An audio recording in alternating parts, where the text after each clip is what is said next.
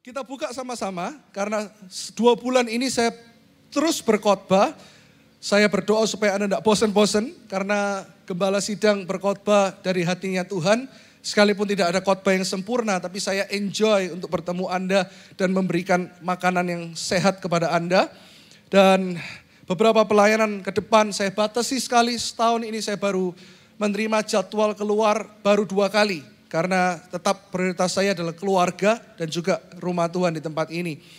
Beberapa minggu ini saya mengajar tentang 7 hal tentang Christmas. 7 firman tentang Natal melalui Kristus, melalui hamba-hambanya. Kita review sebentar supaya Anda ingat apa yang kita pelajari selama 2 bulan ini. Yang pertama, firman Tuhan, Kristus datang kepada Sakaria. Ingat? Waktu itu saya jelaskan bagaimana Sakaria yang tidak percaya, Sakaria yang penuh dengan keraguan, Sakaria yang penuh dengan doubt, bahkan gak beriman. Tapi firman tentang iman dan keselamatan malah datang kepada orang yang lemah ini imannya.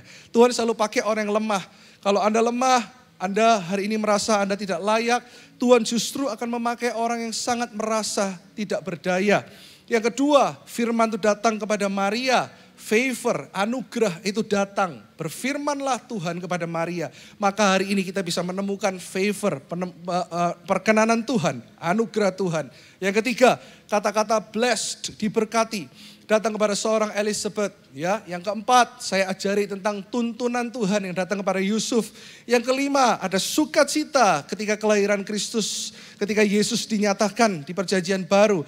Dan joy, sukacita itu datang kepada orang yang paling tidak dilihat. Yaitu gembala-gembala yang dianggap sepele di zaman itu. Yang keenam, ada satu kata, yaitu ketekunan. Dan firman ini datang kepada seorang Hana. Itu yang kita belajar minggu lalu. Dan hari ini masih di dalam kehidupan Hana. Maka saya kasih judul kecilnya, yaitu Tuhan dalam kehidupan Hana. Katakan Tuhan dalam kehidupan Hana.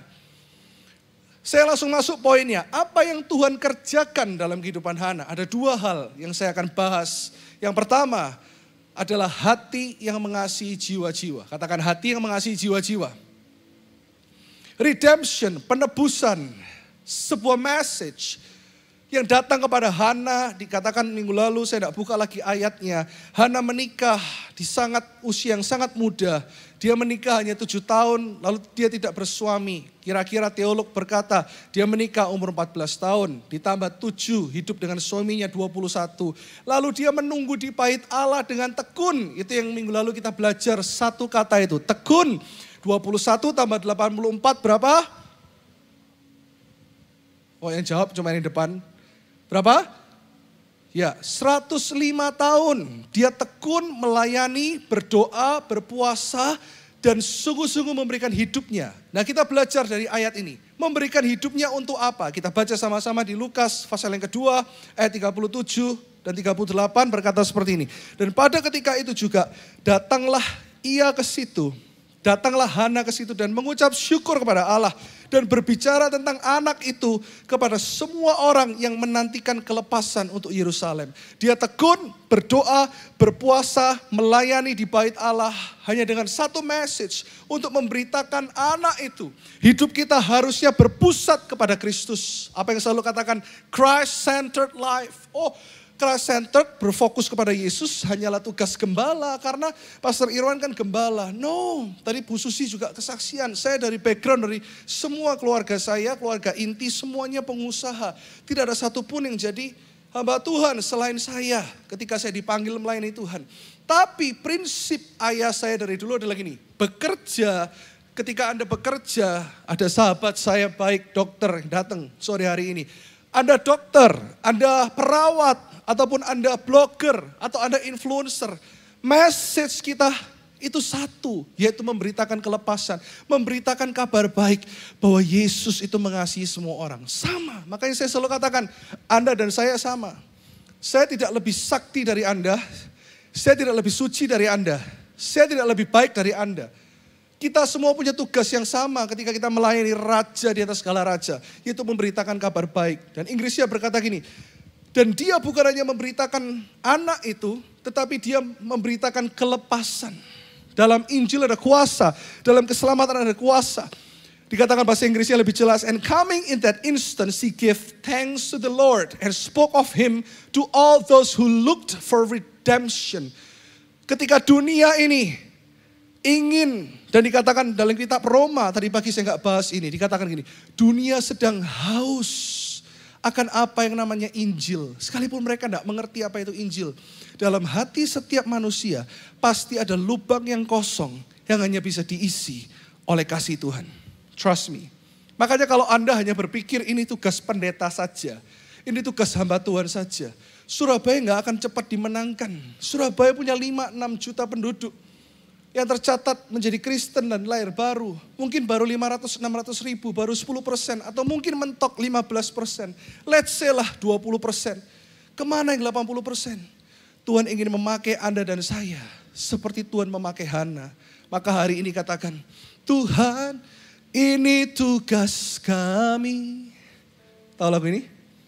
Dan beri keberanian bagi kami. Oh ngerti juga, udah lahir kamu waktu lagu ini dirilis ya.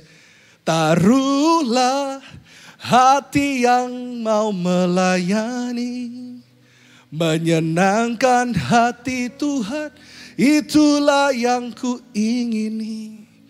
Katakan ini bukan hatiku ketika aku bisa punya hati kepada orang yang berdosa.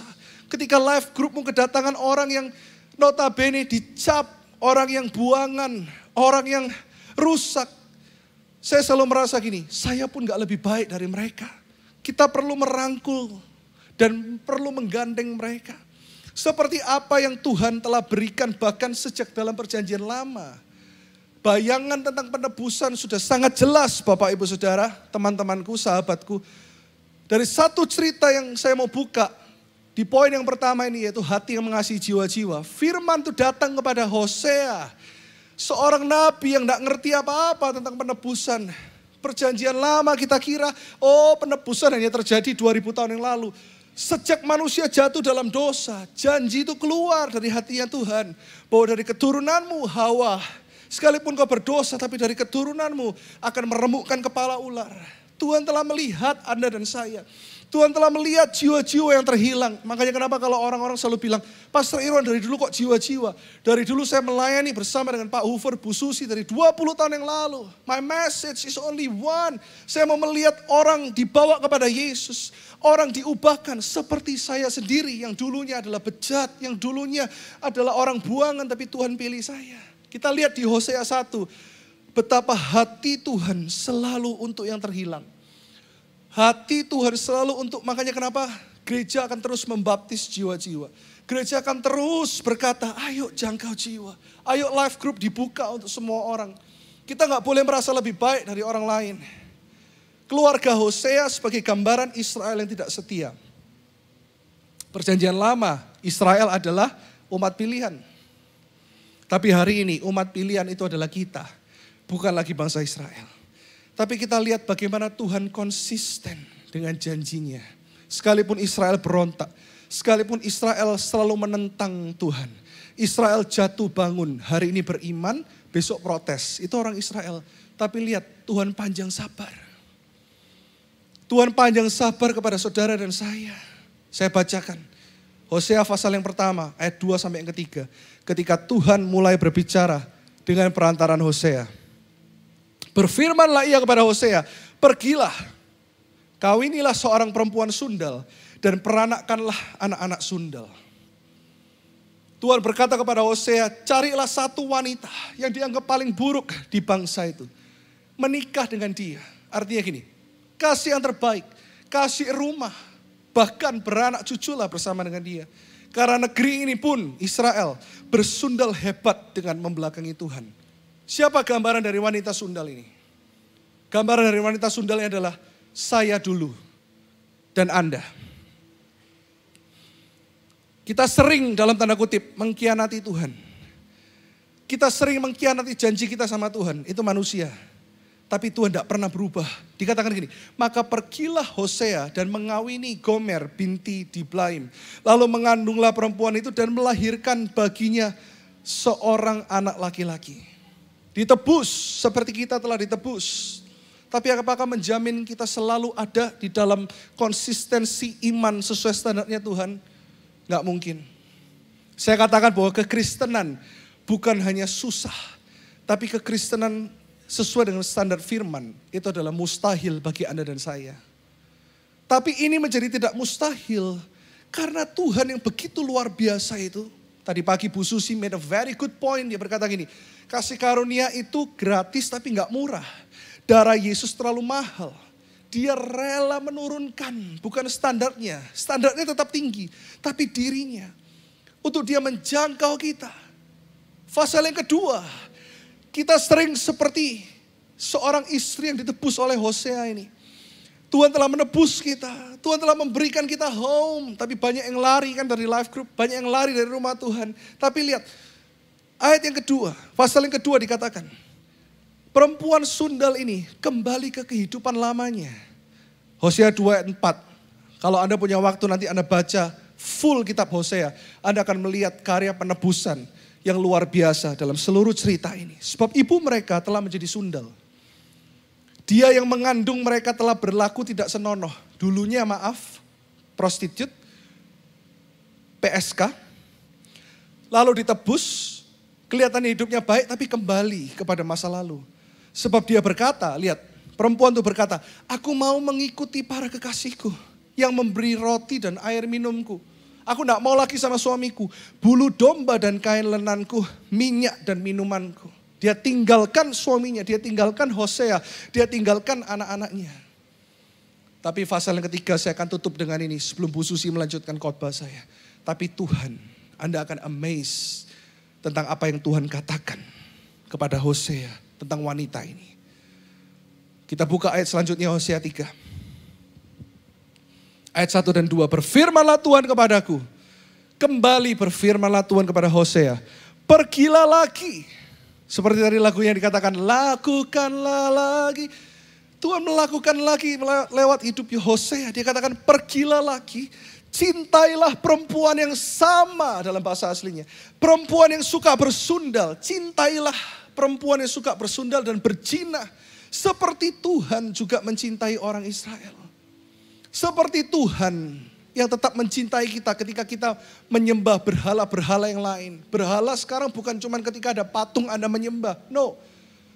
Sosial media mungkin adalah berhalamu. Kecantikanmu mungkin adalah berhalamu. Hartamu mungkin adalah berhalamu. Tapi Tuhan katakan kepada Hosea, ayo jangkau dia lagi. Seperti Tuhan mencintai orang Israel. Sekalipun mereka berpaling kepada Allah-Allah lain. Dan menyukai kue kismis. Tuhan katakan dengan jelas, cintailah dan tebus, bahasa aslinya gini.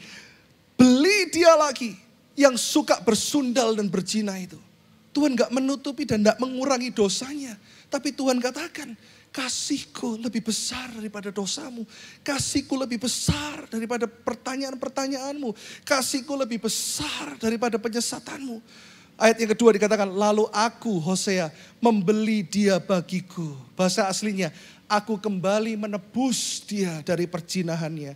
Aku membeli dia, mungkin dari rumah bordir, tempat di mana dia bekerja. Dengan bayaran 15 shikal perak dan 1,5 homer jelai. Ini hati Tuhan terhadap kota ini. Ini hati Tuhan terhadap mereka yang terhilang.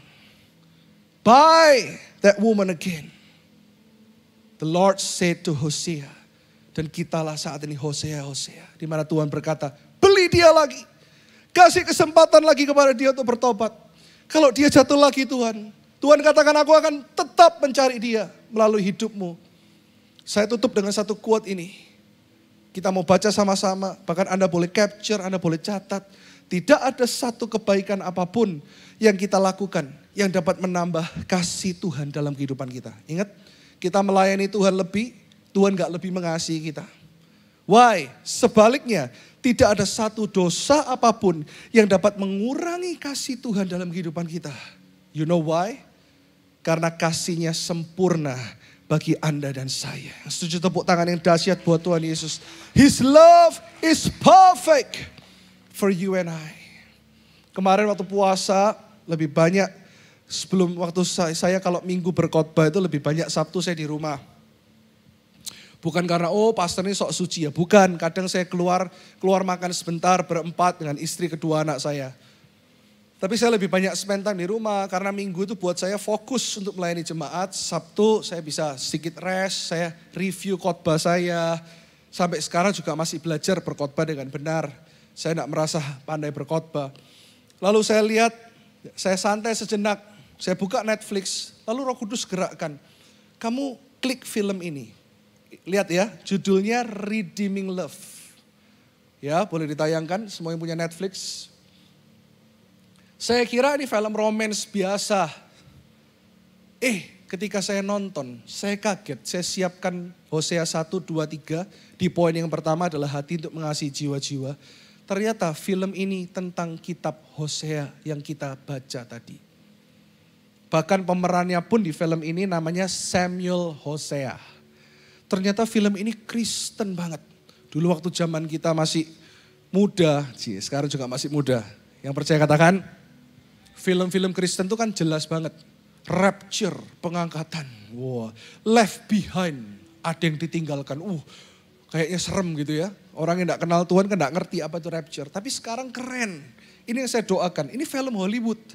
Tapi isinya Kristen banget. Ini banyak entertainer di sini yang siap-siap nanti untuk musical drama tahun ini di bulan 12. Bikin yang keren sehingga orang dunia mikir ini film keren amat.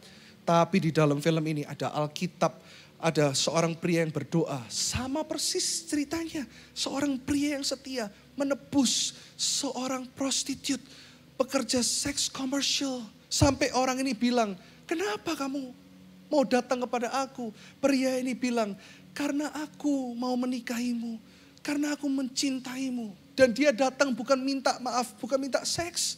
Tapi dia datang untuk menemui wanita ini, untuk dilamar menjadi istrinya. Wah, bagus sekali filmnya.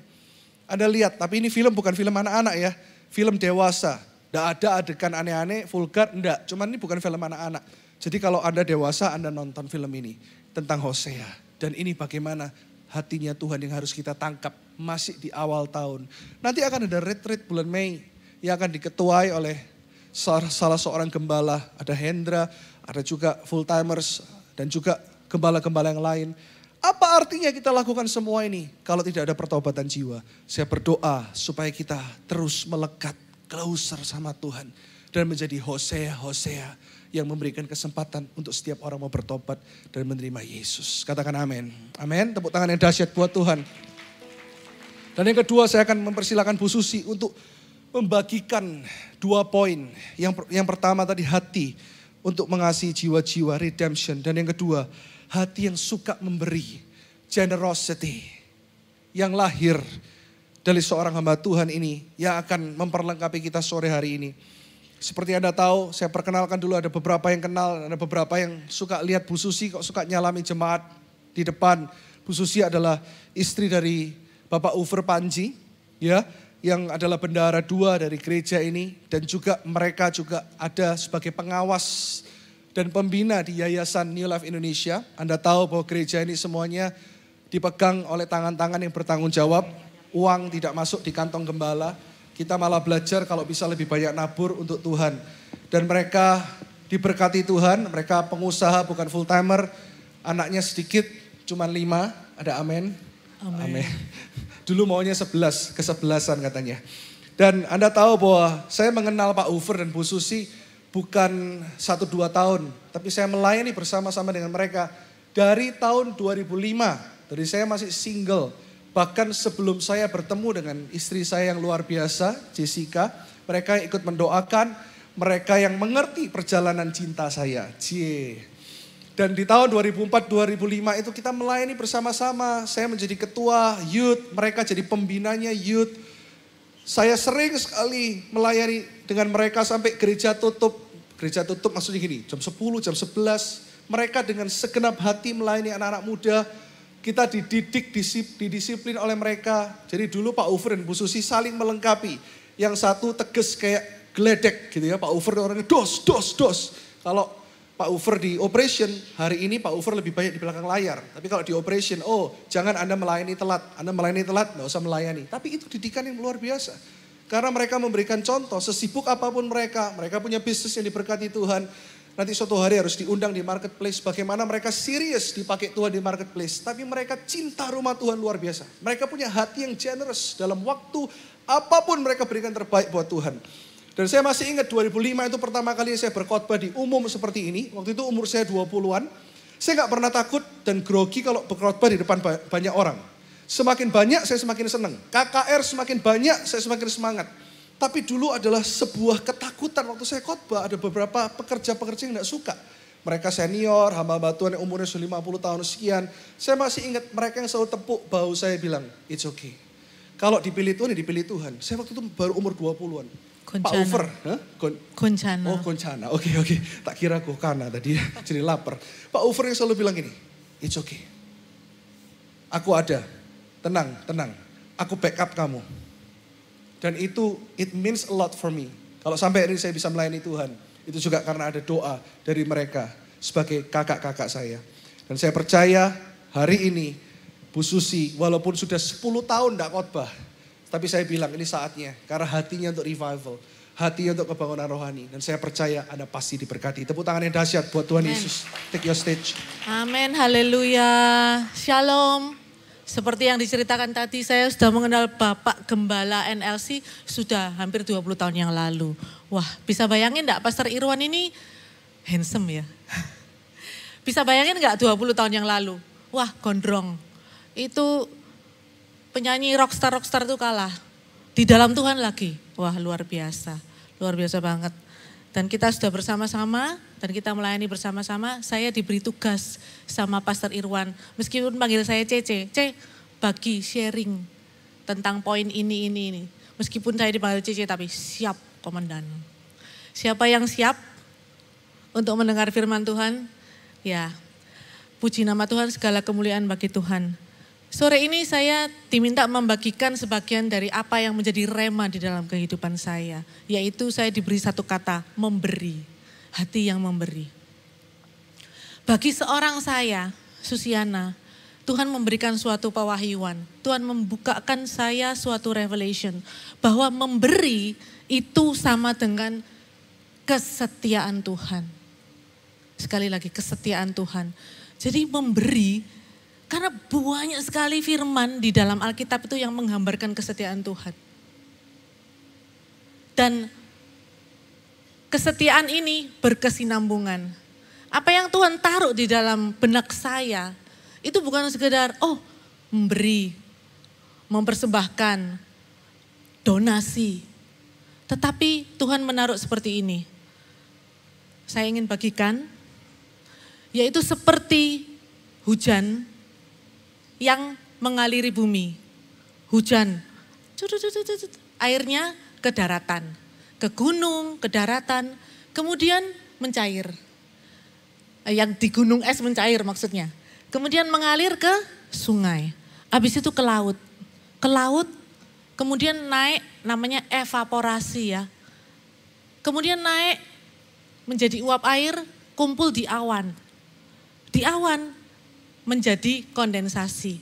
Kemudian awannya itu banyak titik-titik air. Lama-lama berat awannya. Enggak kuat awannya pecah. Biar jadi hujan. Seperti itu siklus. Enggak tahu kenapa Tuhan itu memberikan seperti itu. Satu contoh lagi. Udara yang kita hirup, oksigen. Kita menghirup. Kemudian kita mengeluarkan karbon dioksida, ini sedikit pelajaran IPA ya. Keren kan? Nah, mengeluarkan karbon dioksida ditangkap oleh tumbuhan. Bersama dengan sinar matahari. Sinar matahari pun menggambarkan kesetiaan Tuhan, amin. Tiap pagi, Anda bangun pagi, jam 4, bangun bangkong, tetap matahari ya, tetap itu. Enggak pernah toh bangunnya bangkong jam 9 terus matahari ini sama-sama bangkong, itu enggak pernah. Itu kesetiaan Tuhan. Nah, bersama dengan matahari, karbon dioksida, kemudian nutrisi dari dalam tanah, diolah, tahu enggak? Diolah sama tumbuh-tumbuhan menjadi apa? Menjadi dua hal, dua elemen. Satu, oksigen lagi. Buat apa? Kita hirup lagi. Dan satu lagi diolah lagi sama tanaman menjadi apa? Glukosa. Menjadi sugar. Buat apa? Nutrisi. Nutrisi buat tanaman supaya tumbuh. Dan buat apa? Ini luar biasanya Tuhan kita. Kita nggak akan pernah nyangka Tuhan itu kesetiaannya seperti itu. Buat glukosa, di samping untuk mereka sendiri tumbuh, grow. Itu buat kita kalau makan saudara-saudara. Glukosanya itu diubah jadi protein. Buat makanan manusia lagi. Hebatnya Tuhan itu. Tepuk tangan dulu buat Tuhan. Luar biasa. Jadi semua yang di dalam dunia ini, itu yang Tuhan bukakan kepada saya. Bahwa memberi itu menggambarkan kesetiaan Tuhan. Karena kita ini sebenarnya tidak punya kapasitas untuk itu. Memberi adalah sifat ilahi dari Tuhan sendiri. Amin. Jadi itu semua yang terjadi di dalam bumi ini adalah menggambarkan kesetiaan Tuhan. Amin. Nah itu yang Tuhan bukakan kepada saya. Jadi ingat, memberi itu menggambarkan kesetiaan Tuhan.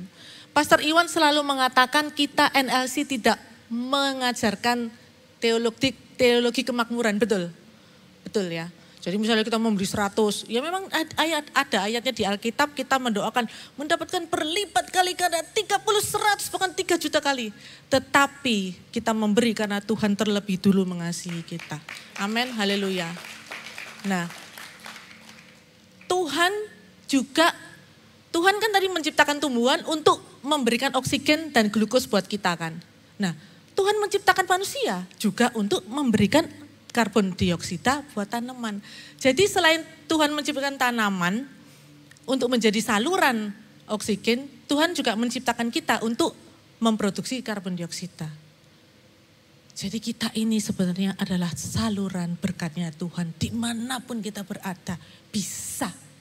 Katakan kepada kanan kirimu bisa. Haleluya. Ini sedikit cerita, waduh sampai jom. Suami saya ini pengusaha, Bapak Ibu, memproduksi, salah satu produksinya adalah selang air. Selang air mereknya Milliard, yang endolnya 9.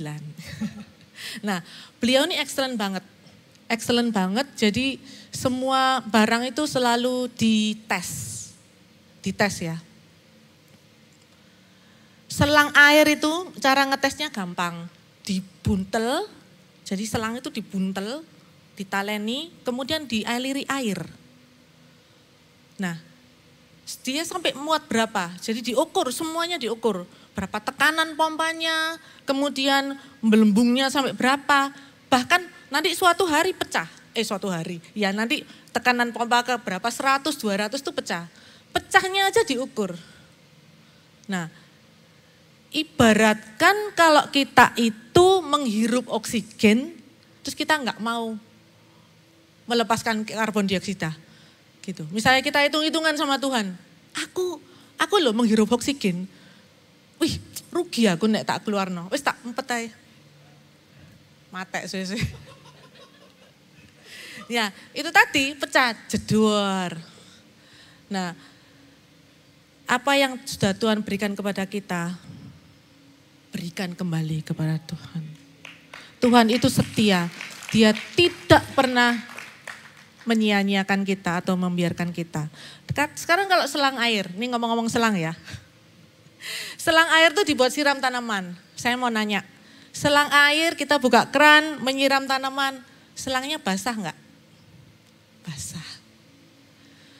Raja Salomo diberkati Tuhan untuk membangun rumah Tuhan. Raja Salomonya kecipratan berkatnya enggak? Kecipratan. Bahkan Raja Salomo itu membangun rumah Tuhan. Setelah itu dia membangun istananya sendiri yang luar biasa megahnya. Jadi kita diberkati nomor 1 untuk Tuhan dulu. Amin. Amin. Haleluya. Tepuk tangan dulu buat Tuhan. Itulah memberi menurut seorang saya. Jadi ingat ya, berkesinambungan. Dan kita mau belajar lagi dari satu tokoh tentang memberi, yaitu Raja Daud. Bisa ditampilkan ayatnya? Ini adalah kisah Daud dan orang yang namanya Arauna. Atau dia punya nama lain di dalam Alkitab, yaitu Ornan. Kisahnya di dalam 2 Samuel 24, saudara baca sendiri, tapi kira-kira kayak begini. kira-kira kayak begini. Raja Daud waktu itu setelah mengadakan sensus, Tuhan kurang berkenan. Karena itu menggambarkan kesombongan Raja Daud. Jadi Raja Daud beserta seluruh pasukannya mengalami tulah 3 hari. Tulah 3 hari 70.000 orang mati. Raja Daud loh bisa mengalami tulah seperti itu. Kemudian ada nabi namanya Nabi Gad diperintahkan oleh Tuhan. Nabi Gad mengatakan kepada Raja Daud, Daud dirikanlah mezbah di tempat orang namanya Arauna ini. Bosnya namanya Arauna. Tempat ini adalah tempat pengirikan gandum. Tempat pengirikan itu kalau di sini mungkin tempat memisahkan padi sama sekamnya itu loh. Nah itu tempat penggilingan padi ya kalau di sini ya. Nah kemudian Raja Daud berkata kepada Arauna, Pak Arauna, oh iya siap Pak Raja. Saya mau pakai tanahmu ini untuk memberikan mezbah buat Tuhan dan korban bakaran. Nah Pak Arauna ini orangnya sangat cinta Tuhan dan sangat generous, sangat murah hati, sangat taat. Itu namanya raja. Ya, misalnya NLC, terus kemudian ada King Charles di sini. Gimana Pak Pastor? Misalnya King Charles from England datang ke NLC, kemudian aku mau pakai ruangan anak-anakmu itu untuk aku mempersembahkan. Oh silakan monggo gitu. Wah kita merasa terhormat banget kan. Malah ntar di endorse gitu ya. Buat endorsement gitu ya. Wah ada King Charles gitu. Tapi apa kata Raja Daud? Wah ini raja luar biasa. Makanya Raja Daud ini adalah satu manusia favoritnya Tuhan. Sampai Tuhan Yesus pun disebut keturunan Daud. Luar biasa. Daud berkata, ya kita langsung aja ke ayatnya. Next.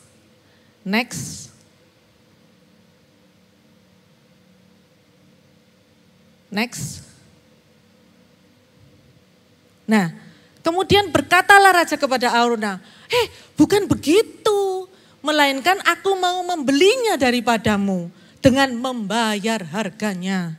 Sebab aku tidak mau mempersembahkan kepada Tuhan Allahku korban bakaran dengan tidak membayar apa-apa. Jadi Daud yang sudah raja itu ibaratnya raja kan berkuasa. Karena saudara tahu nggak, Daud ini sebenarnya pinter, bukan kebanyakan uang ya. Tahu nggak kenapa? Daud ini ngerti banget secretnya Tuhan. Karena kalau dia tidak membayar, yang berkorban mempersembahkan itu adalah Arauna. Dan bukan Daud. Itu bukan korbannya Daud. Luar biasa bukan? Ini arti seorang, arti memberi dari Daud, yaitu sacrifice. Di tanah Arauna ini sangat bersejarah ya. Sedikitnya ada 4 peristiwa di dalam Alkitab yang mencatat peristiwa besar di tanah ini. 1, peristiwa Abraham mempersembahkan anaknya yang disuruh mempersembahkan korban Ishak di sini. Kedua, ya tanah ini yang dipakai oleh Raja Daud ini. Yang ketiga, di tanah ini Raja Salomo mendirikan bait Allah. Dan yang keempat, di pegunungan Moria ini Tuhan Yesus disalibkan. Dari 4 peristiwa ini ada 1 kata kunci yang dapat kita tangkap. Mempersembahkan, berkorban, sacrifice. Dari 4 ini melambangkan sacrifice. Saya ada 1 cerita lagi saudara. Cerita ini ada di dalam Markus, kitab Markus. Yang juga menggambarkan arti kata memberi. Jadi ada 1 kejadian, ada seorang wanita bernama Maria.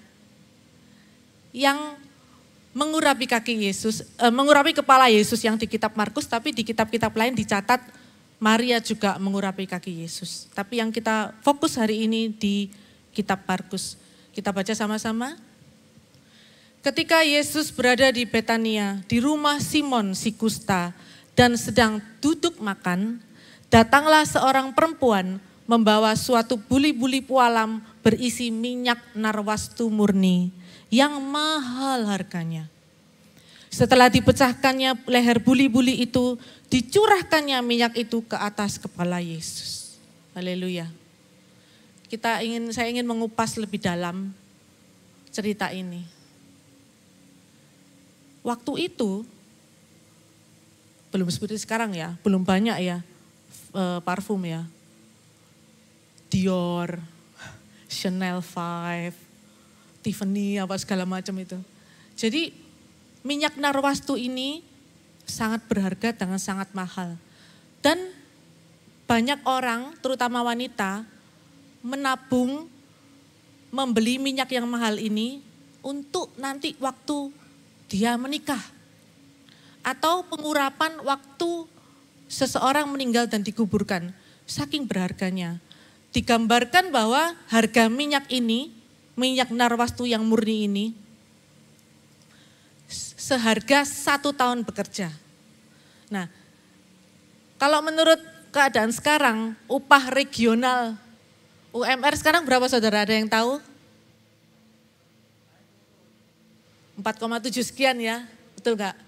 Jadi kalau setahun 56 juta saya sudah ngitung. Berarti harga sekarang aja juga masih mahal. Start loh ini, start loh ya. Bukan berarti 56 juta gitu. Tapi start. Nah, jadi kejadiannya seperti ini. Kalau kita bayangkan di zaman sekarang. Misalnya nih, ada Yesus di sini, Tuhan Yesus duduk. Kemudian ada seorang wanita yang datang.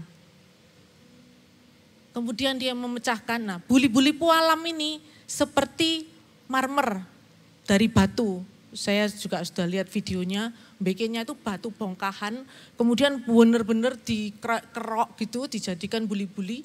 Dan itu semacam seperti segel. Jadi waktu memecahkan itu bukan dibanting gitu, jebrot gitu, enggak ya. Jadi seperti ada segelnya, dipatahkan. Saudara tahu ampul ya, ampulnya suntik, nah itu mungkin dipletek gitu.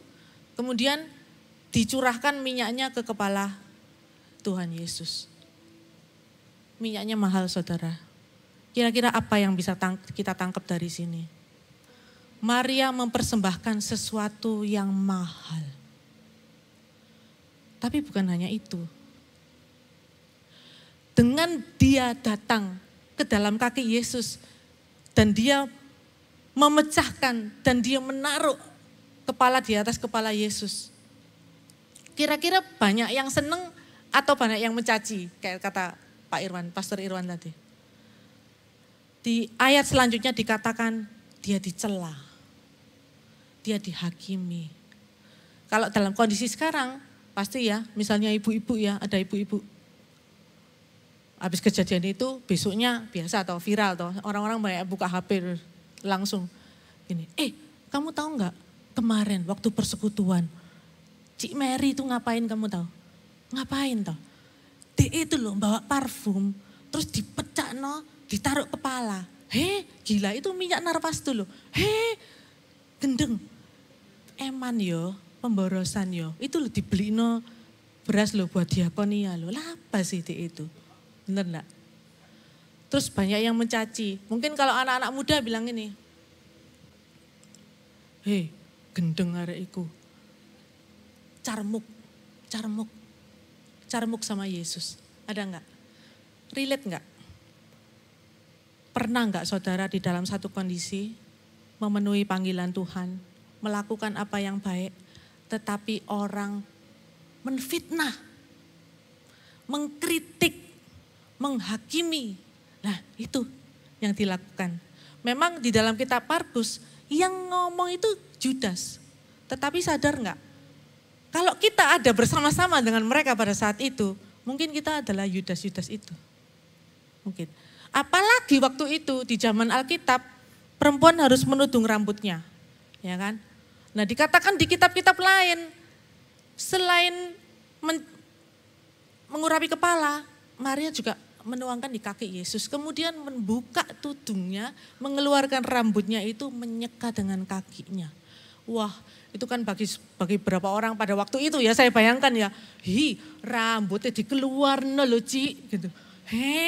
Gue dengar itu gak pantas memang kan. Haleluya. Tapi itu di sana ya, bukan di sini, bukan di NLC. Amin. Haleluya. Nah itu. Pertanyaannya sekarang, apa yang mahal buat kita? Pada saat Maria mengurapi Yesus, orang mengurapi bisa dengan minyak kan? Tahu pendeta mengurapi? Cek, cek. Ini enggak loh. Kemudian dicurahkan semua. Jadi Maria bukan hanya sekedar mengurapi, tetapi Maria mempersembahkan semuanya. Maria berkorbankan semuanya. Maria mempersembahkan yang mahal bagi dia. Apa yang dipersembahkan buat Tuhan? Pandangan orang lain. Jadi begitu dia datang, dia melakukan, dia enggak peduli kanan kiri, dia melihat pada Yesus. Dia mempersembahkan minyak yang mahal itu, dia mempersembahkan masa depannya, dia mempersembahkan hatinya, dia mempersembahkan cintanya kepada Yesus. Apa yang mahal bagi kita saat ini untuk kita memberi kepada Tuhan? Harta, tahta, wanita, pria, gadget. Tadi pagi saya juga mengatakan bangun pagi, ya. Apalagi? Rasa malu kita, rasa minder kita, ego kita, harga diri kita. Apalagi? Mungkin ada yang muncul sekarang, kebiasaan buruk kita. Letakkan semua di kaki Tuhan, persembahkan buat Tuhan. Itu yang arti memberi buat Maria. Nah, saya punya kesaksian saudara. Puji Tuhan saya bisa melayani beribadah bersama dengan suami saya dan anak-anak saya. Seperti yang tadi Pastor Ira katakan, anak saya 5, yang cewek itu alfa dan omega. Jadi yang di tengah cowok. Wah, luar biasa. Tetapi pada saat anak saya masih 2 waktu itu. Keadaan suami saya ada pekerjaan, tapi keadaan ekonomi kami ya waktu itu banyak cicilan ya. Tetapi bukan cicilan pinjol, cicilan yang lainnya, dan masih berjuang karena membangun keluarga, membangun rumah Tuhan. Waktu itu suami saya belum mau ke gereja saudara. Jadi ke gereja itu saya sendiri sama anak saya yang masih kecil, saya bawa, saya gendong. Terus saya juga mengandung saya ke gereja. Tetapi saya sudah diubahkan oleh Tuhan. Dan Tuhan benar-benar mengubah hidup saya, memulihkan. Pada saat itu di rumah ibadah yang dulu, waktu saya masih pergi sendiri, perlu dana untuk rumah Tuhan. Nah, saya itu kepingin saudara ngasih yang banyak. Tapi uang sumbangan donasi, uang persembahan perpuluhan, uang sumbangan apa ya, saya tuh cukupkan dari uang belanja saya sendiri. Dan ya percayalah, waktu itu masih banyak perjuangan hidup kami, banyak perjuangan, banyak cicilan itu tadi. Nah, tapi saya kepingin ngasih yang mahal. Mungkin seperti Maria itu ya. Ya, saya nggak berani membandingkan jauh mungkin, tapi ya saya bisa merasakan hatinya Maria. Kepingin ngasih yang mahal. Nah, Tuhan ingatkan, waktu itu sungguhan saya tuh belum punya, bisa dibilang aduh nggak banyak. Tapi Tuhan ingatkan satu yang saya punya. Saya punya pendant liontin salib yang saya kumpulkan uang saya kerja sebelum merit, saya kumpulkan, itu mahal ya. Diamond itu lah mahal sih. Ya lek sirkon gitu ya kan. Tapi ya udah, saya cinta Tuhan. Saya kepingin beli itu. Nah, wapi buat saya loh ya. Wapi kemudian saya kumpulkan, saya berapa tahun kerja, ya enggak sampai kayak gitu lah ya. Pokoknya uangnya itu banyak, pokoknya intinya seperti itu. Saya beli, waktu itu saya sebelum merit. Sampai setelah merit pun ya punyanya ya itu.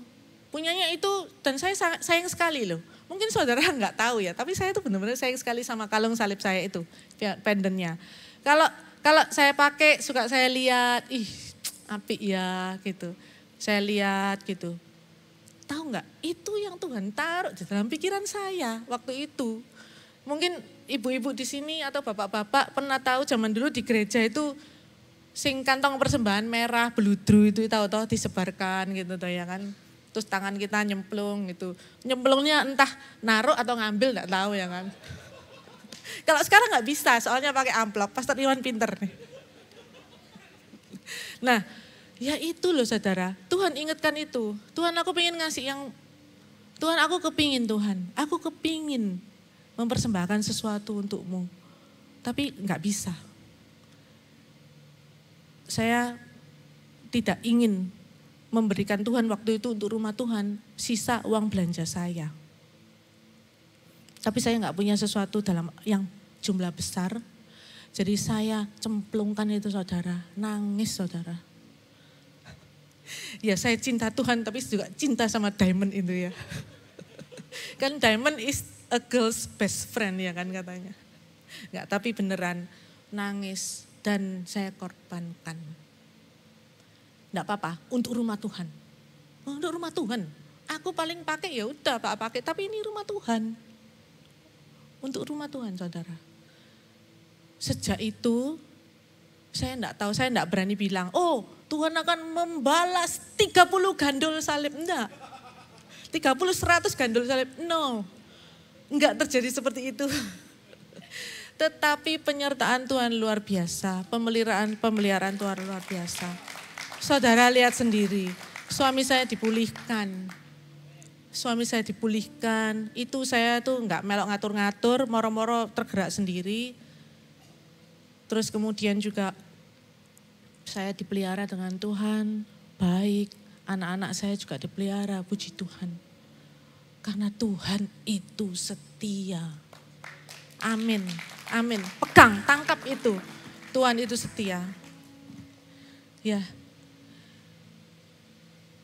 Apa yang mahal buat kita sekarang? Tuhan gak minta dari kelebihan kita loh. Tuhan minta dari apa yang kita ada. Waktu, Tuhan minta sacrifice, mungkin tetanggamu atau saudaramu ada yang membutuhkan, ada yang mau kenal Tuhan. Gimana caranya? Sacrifice, saudara. Cuma satu kata kuncinya, sacrifice. Pengorbanan, berkorban. Mari kita tanya kepada diri kita sendiri, apa yang mahal. Ingat bahwa Tuhan itu sangat setia.